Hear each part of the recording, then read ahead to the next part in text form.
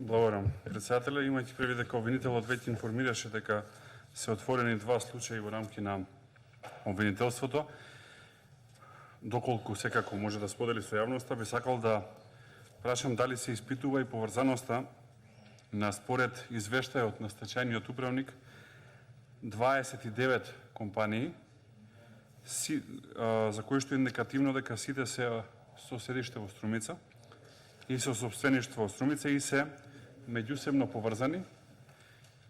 или се сопственички поврзани или имаат исти управител, кои што имаат сериозна сума на кредити подигнато од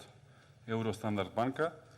но се уште ги немаат вратено и престанале да ги враќаат во исти или сличен временски период, што значи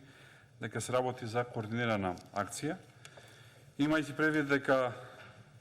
пропаста на